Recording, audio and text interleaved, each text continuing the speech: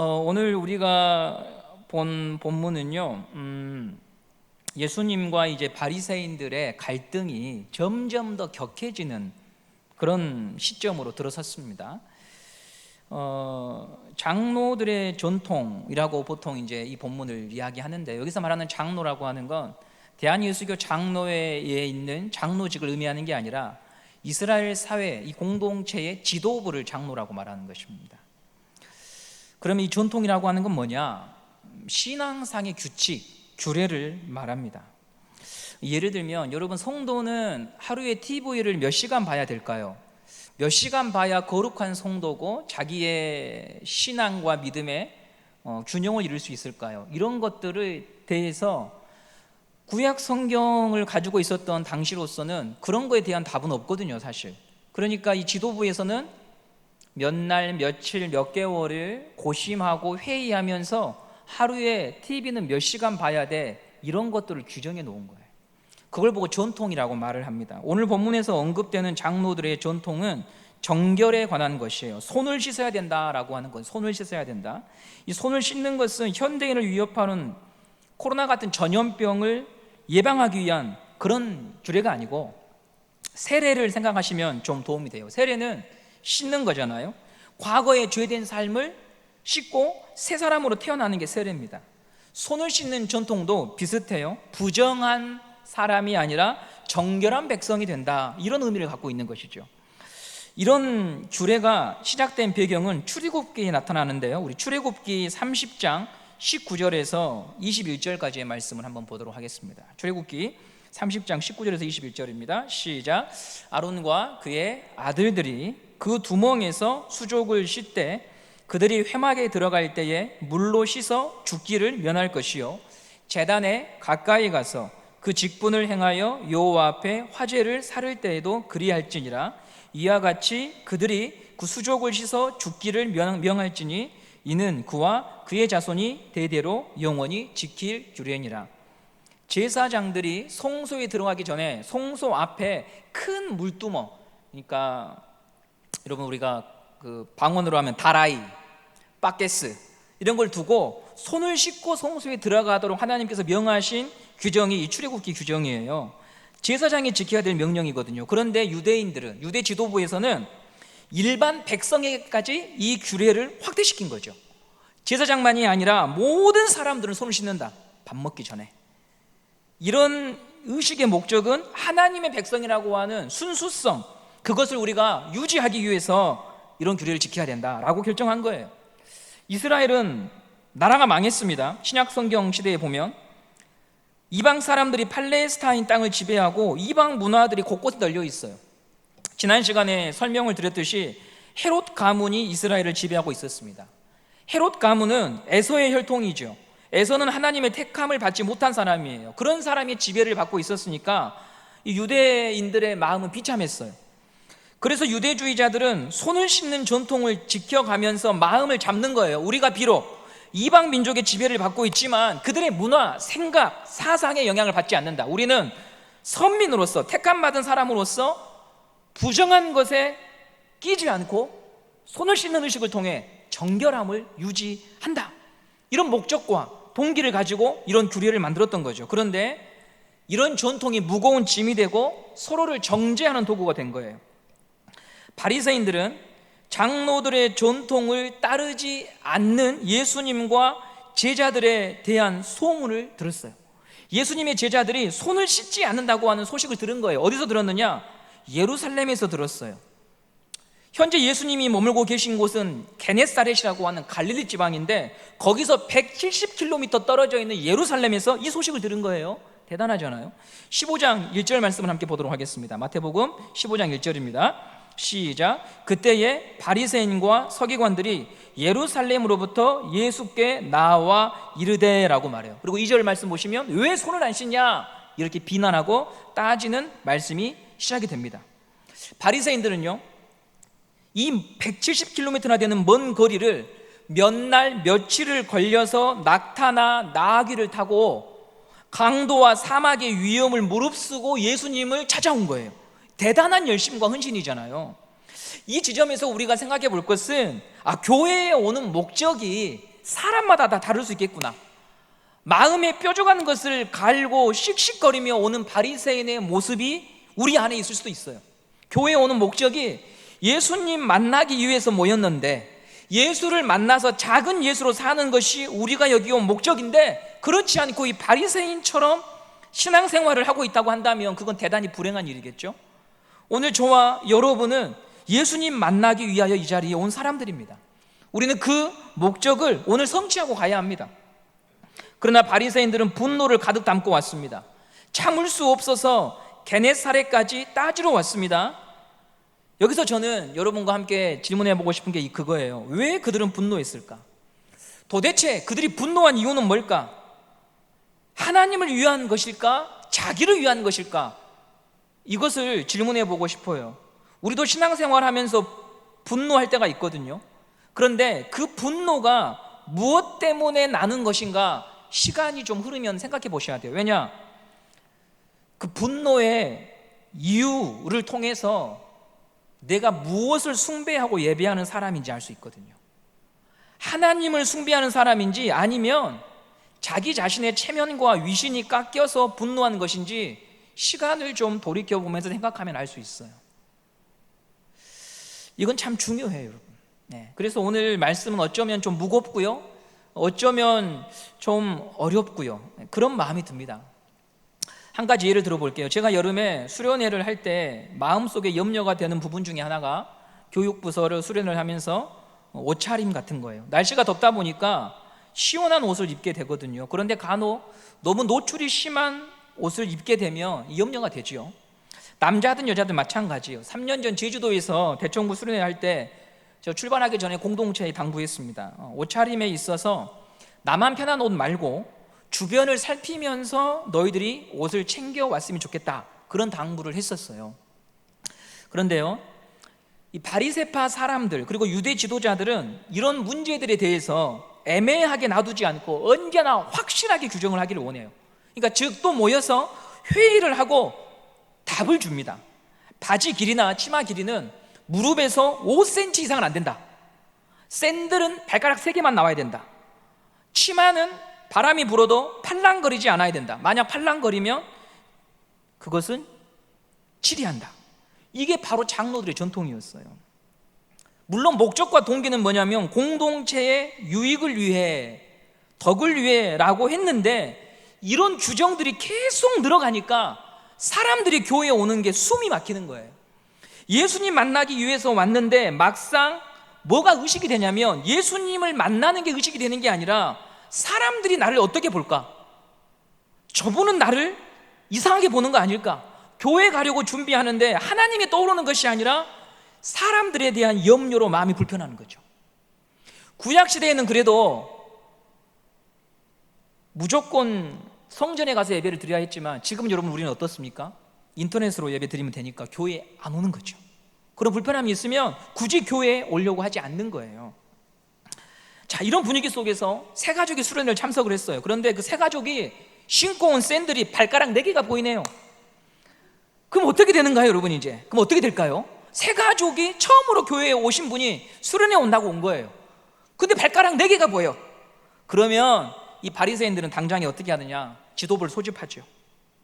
지도부를 소집해서 세 친구가 수련회에 참석한 것을 환영합니다가 아니라 다음과 같이 의결하는 거예요. 집에 가서 발가락 3개만 보이는 샌들로 바꿔 신고 오십시오. 그렇지 않으면 수련회에 참석할 수 없습니다. 이렇게 의결을 하는 거예요. 그러면 이 세 가족이 그 말을 듣고 어떻게 할까요? 갈아 신고 올까요? 다시는 안 올까요? 다시는 안 오지요. 뭐하러 와요? 그 영혼은 실종한 거예요. 무슨 이런 일이 있냐, 이런 거죠. 그 사람은 아마 수년간 교회에 대하여 욕하고 다닐 겁니다. 누가 이렇게 만든 거죠? 마태복음 23장 15절에 예수님이 이것을 이렇게 표현합니다. 우리 한번 읽어보겠습니다. 시작. 화 있을진저 외식하는 서기관들과 바리새인들이여, 너희는 교인 한 사람을 얻기 위하여 바다와 육지를 두루 다니다가 생기면 너희보다 배나 더 지옥 자식이 되게 하는도다. 누가 이렇게 만든 거라고 예수님 말씀하십니까? 근데 바리새인은요, 그 세 가족이 집으로 돌아가서 오지 않아도 신경 쓰지 않는 거예요. 왜냐하면 규정을 지켰다고 하는 자부심으로 가득 차 있어요. 이런 세속적인 세상에서 내가 교회를 지키고 내가 성도를 지켰다고 하는 이 믿음, 이 노고, 이 헌신을 내가 지금도 하고 있다고 하는 그 자부심으로 가득 차 있는 거죠. 교육부 목회를 하면서 저도 헷갈릴 때가 참 많습니다. 아이들에게 뭔가를 교훈하고 가르칠 때 하나님의 말씀이 그렇게 하신 것인지, 아니면 하나님이 그렇게 말씀하셨기 때문에 제가 아이들에게 가르치는 것인지, 아니면 내가 원하는 것, 내가 편하는 것, 내가 경험해 봤는데 그게 맞았으니까 그걸 가르치는 것인지 애매할 때가 있어요. 교회가 금연 가르치는 건 목적이 아니죠. 본질은 아니에요. 문신하지 마, 옷 똑바로 입고 다녀, 이게 복음의 본질은 아니에요. 먼저 교회의 목적은 예수님을 가르치고, 그리고 그 가르치기 전에 삶으로 보여주는 것이 교회죠. 그런데 어느 교회나 지금 다음 세대가 다 무너져 내려 있습니다. 수련회를 하는 교회도요, 많지 않아요. 자체 수련회 할 수 있는 교회도요, 거의 없어지기 시작했습니다. 왜냐하면 교회에 애들이 안 오니까. 젊은 친구들이 생각하는 교회는 어떤 곳이냐면 하지 말라고 하는 곳만 늘어놓는 곳이 교회예요. 자비와 긍휼의 예수를 보여주고 가르치는 곳이 아니라 교회만 가면 뭘 하지 말라는 거예요. 그런 종교가 된 거죠. 만약 오늘 술 잔뜩 드신 분이 설교 중간에 저 뒤에 오셔서 뒷자리에 앉으면 우리는 어떤 생각을 할까요? 저와 여러분은 그분을 생각하면서 어떤 생각을 할까요? 삶에 지치고 오갈 곳이 없는 분이 오셨구나, 술에 취해도 예배당에 온 것을 보면 하나님의 도움을 마음속 깊이 찾고 있는 사람인가 보구나, 이 예배를 통해서라도 저분이 하나님의 위로를 경험했으면 좋겠다, 이런 마음이 있어야 되잖아요. 그러나 만일 어디 거룩한 예배당에 술에 취해서 와 라고 한다면 우리도 예수님을 붙잡기보다 내가 생각한 예배당, 내가 생각한 기독교를 믿고 그걸 숭배하고 있는지 모른다는 거죠. 가늠하다 붙잡힌 여인을 향해서 돌을 들고 던질 준비를 하는 사람만 있는 곳이 되는 거죠. 예수를 지키기 위함이 아니라 사람이 만든 전통, 규정, 규칙을 숭배하는 우상 숭배자가 될 수 있다는 거예요. 그래서 오늘 우리는요, 이런 질문을 해봐야 돼요. 내가 거의, 그래도 여러분 수요 예배는 새 가족들은 거의 없고 10년, 20년, 30년, 40년 평생을 이 예배당을 출입하면서 하나님을 예배하고 또 시간을 쪼개어서, 물질을 쪼개어서 성도를 섬기고 교회를 섬기신 분들이잖아요. 그런데 우리가 오늘 이 본문을 보면서요, 그럼 나는 하나님을 예배하는 사람인가, 껍데기를 예배하는 사람인가, 이런 것에 대한 진지한 질문들을 해야 되는 겁니다. 우상 숭배의 길, 나를 숭배하는 길에 있는가, 아니면 나는 성경에서 말하는 예수를 쫓아가고 있고 그분을 닮기 위한 길에 있는가, 어떻게 알 수 있을까요? 그건 하나님만이 아실 수 있겠지만 설교를 준비하면서 이런 질문을 던져보는 거예요. 원칙과 원리에서 벗어나면 나는 바로 분노한다. 다른 사람을 향해서 엄격한 기준을 적용하고 그것을 위배할 시 견디지 못한다, 나는. 이게 지금 바리새인들의 성품이잖아요. 중요한 것은 그렇게 분노하고 화가 나는 이유가 뭐냐고 하는 거죠. 여러분, 기독교는 자비와 긍휼을 말하잖아요. 자비와 긍휼을 말하는 기독교와 성도가 분노하고 정죄한다고 하는 것은 뭔가 우리가 방향을 잘못 잡고 있는 거예요. 자비와 긍휼을 말하고 십자가에서 죽은 예수를 사랑하고 그분을 믿는다라고 말하는 기독교가 정죄와 심판으로 가고 있다면 그건 예수가 아니라 내가 생각하는 신앙과 내가 생각하는 기독교와 내가 생각하는 교회를 숭배하고 있기 때문에 자비와 긍휼의 원리가 작동하지 않는 거죠.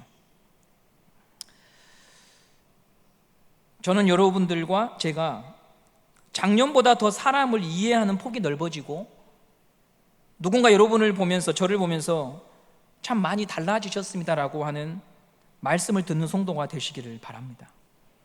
예수를 닮는 길은 다듬어지는 길이거든요.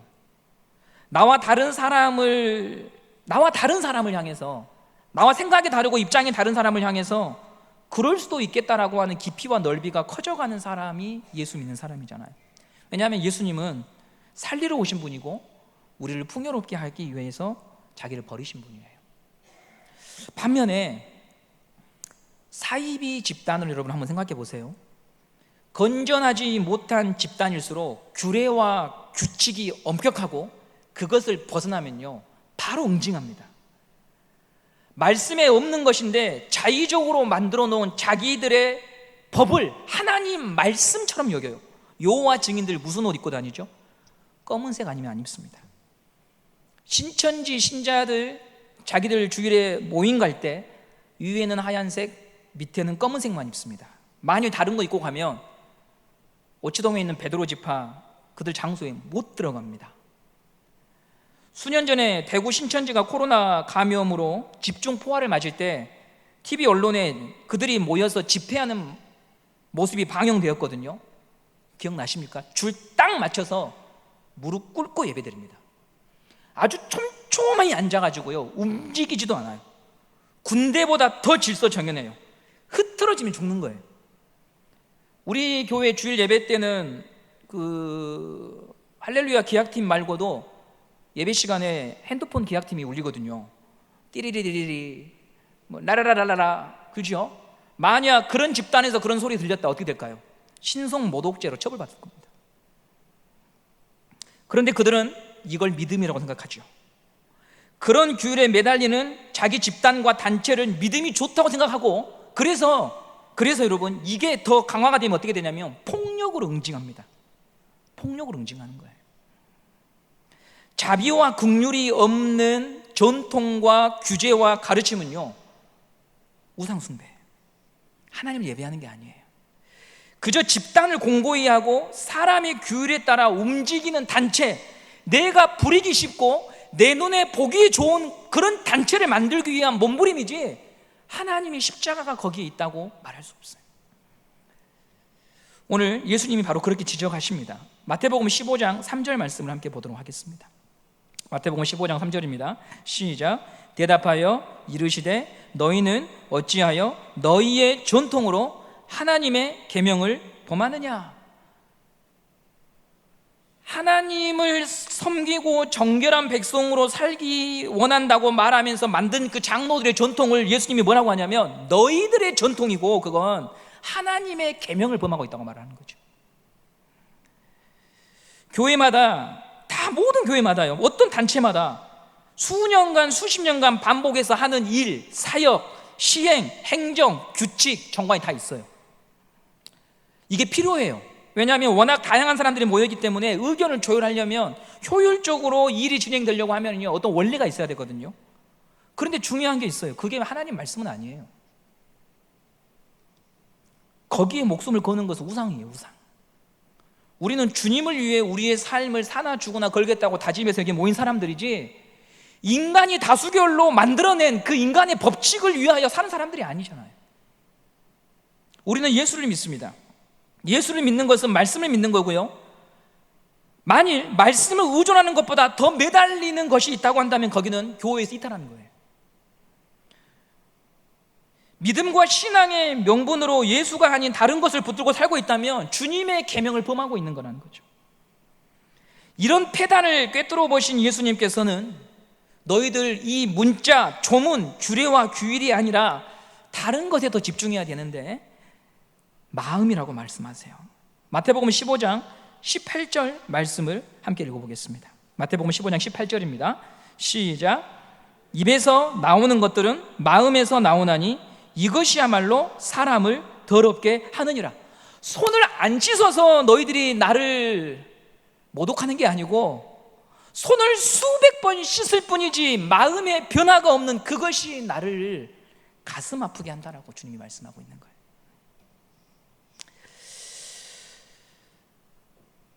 그러면 어떻게 하면 바리새인들이 추구하는 이런 길에서 우리도 머뭇거리지 않고 주님의 길을 따라갈 수 있을까요? 이게 이제 말씀의 결론인데요. 이런 변화의 시작은 주님의 말씀을 믿고 듣고 받아들이는 것에서만 시작이 됩니다. 신앙의 모든 여정의 시작과 완성은요 하나님 말씀밖에 없어요. 오늘 우리가 이 말씀을 들으면서 내게도 바리새인적인 그런 욕망이 있구나, 하나님을 위한다고 하면서 내가 다른 것을 받아들이지 못하고 다른 것에 대해서는 부정적인 그런 나의 본성, 그것이 바로 예수님께서 그토록 말씀하고 계신 바리새적인 마음이구나, 이것이 내 안에 인정이 되고 받아들일 때, 그때서야 비로소 우리는 변화가 된다는 거죠. 주님께서 이 말씀을 기록해 놓으신 이유는 2000년 전에 있었던 바리새인들만을 위한 것이 아니라 그들을 반면교사로 삼아 이 책을 보는 나에게 주신 말씀이죠.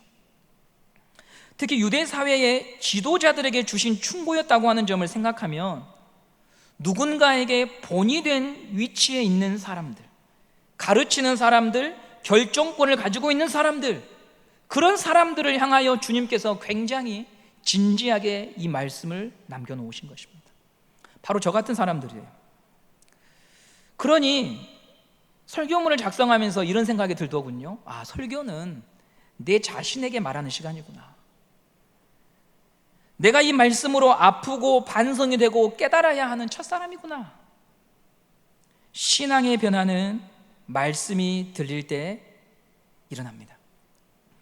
바리새적 시각과 관점에서 벗어나는 방법은 내가 그런 사람이구나, 이 예수님의 말씀을 인정하고 받아들이고 애통할 때 우리는 비로소 우리 자신의 모습을 볼 수가 있습니다. 두 번째로 이 본문을 통해서 또 한 가지 배우게 되는 것은, 바리새적 길에서 벗어나려고 하는 사람들의 특징은 하나님께 물으면서 가르쳐 주시기를 바라는 겸손한 자세가 항상 있었습니다. 하나님, 그러면 가르쳐 주십시오. 하나님, 그럼 제가 어떻게 하면 됩니까? 하며 신앙의 질문과 물음을 가지고 하나님께 늘 이런 주제를 가지고 씨름하고 싸우는 거예요. 그런데 바리새인들은요, 이거 절대 못해요. 왜 못하냐면 그들은 항상 그 위치가 결정하고 가르치고 누군가 자신들에게 물어봐 주는 위치거든요. 권위자예요. 빛나는 위치고 주목받는 위치죠. 그러니 예수님께 가르쳐 주십시오, 이런 마음 갖기 어렵다는 거예요. 그러므로 요한복음 3장에서 니고데모가 한밤중에 예수님 찾아온 것은요, 그 자체로 자기 부인이에요. 자기 권위를 내려놓은 거예요. 그러니 그에게 구원이 임한 거죠. 그러니 그에게 놀라운 하나님의 말씀이 가슴에 떨어졌던 것이었습니다. 예수를 믿기보다 자기의 권위와 위치와 자기의 체면을 믿는 길에 들어서면 우상 숭배에서 빠져나올 수 없습니다. 반면에 지금 이 동일한 상황에서요, 예수님의 제자들은요, 예수님께 겸손하게 묻습니다. 마태복음 15장 15절 말씀을 함께 보도록 하겠습니다. 마태복음 15장 15절입니다. 시작. 베드로가 대답하여 이르되 이 비유를 우리에게 설명하여 주옵소서. 전에도 제가 비유에 관한 이야기를 하면서 말씀드렸어요. 그들은 항상, 제자들은요, 배움이 적었고 실수가 많았지만 어떤 자세가 있었냐면, 주님 가르쳐 주세요. 무슨 말인지 모르겠어요. 이 15장 15절은 15장 11절에서 예수님이 하신 말씀을 듣고 난 후에 베드로가 요청한 건데요, 15장 11절을 보겠습니다. 15장 11절입니다.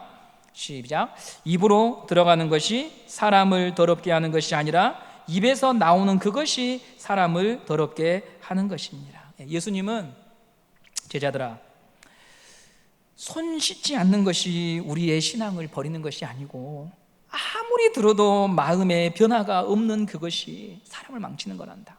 마음에서 더러운 것이 나오고 마음에서 악한 것이 나온다. 그러니 마음의 변화를 받는 것이 하나님이 기뻐하신 일이란다. 이것에 관한 이야기를 했는데 베드로는 그거 깨닫고 싶었거든요. 주님, 그게 무슨 말인지 저 알고 싶습니다. 이렇게 묻는 거예요. 이 변화된 사람들은요, 말씀에 관심이 있는 거예요.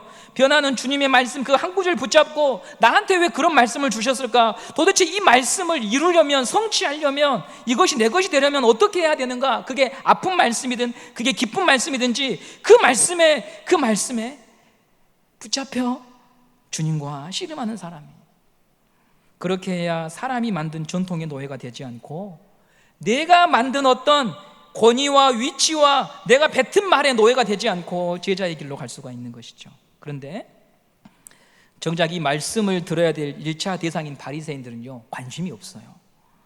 예수님의 가르침에 마음과 귀를 닫고요, 170km를 그대로 돌아갑니다. 들을 수 있잖아요. 어차피 먼 거리까지 왔는데. 근데 안 들어요.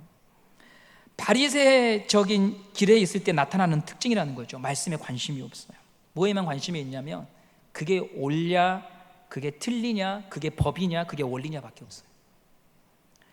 내가 지켜오고 내가 가르친 전통과 규칙에만 목을 매는 거죠. 결국 제자들만 예수님의 가르침을 다시 듣고 배워요. 예수님은 바리새인들에게도 기회를 주고 있는 거예요. 깨달으라는 거죠. 제자들은 바리새인들에 비하면 수준이 떨어져요.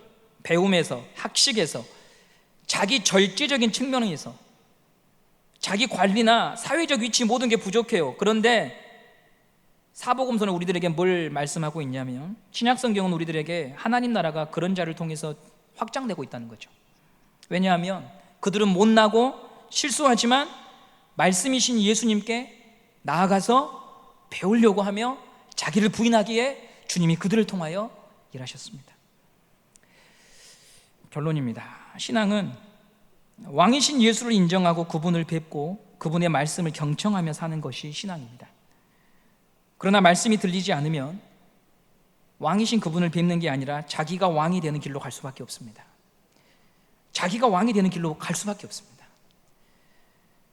예수님의 말씀이 이 땅에서 성도들과 교회를 통하여 이루어지지 않는 것에 대해 슬퍼하는 것이 아니라 내 말을 들어주지 않는 그 사람 때문에 분노하고, 내 말을 들어주지 않는 누군가를 향하여 적대시하고, 나의 권위와 체면을 훼손한 그 사람을 향하여 인생이 집중하게 되는 거죠. 그게 사울이었잖아요. 사울.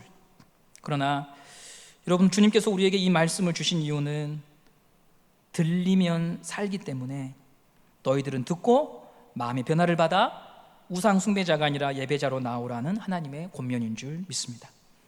들리는 자에게 돈이 쥐어지면 그 돈으로 하나님을 높입니다. 들리는 자에게 고난이 닥치면 고난을 통해서 하나님의 사람으로 빚어집니다. 그러나 들리지 않으면 무엇을 주어도 예수 따라가기보다 자기를 위해 살고 깊은 어둠 속에 들어갈 수밖에 없습니다. 오늘 본문의 논쟁의 중심이 된 것이 떡이었습니다.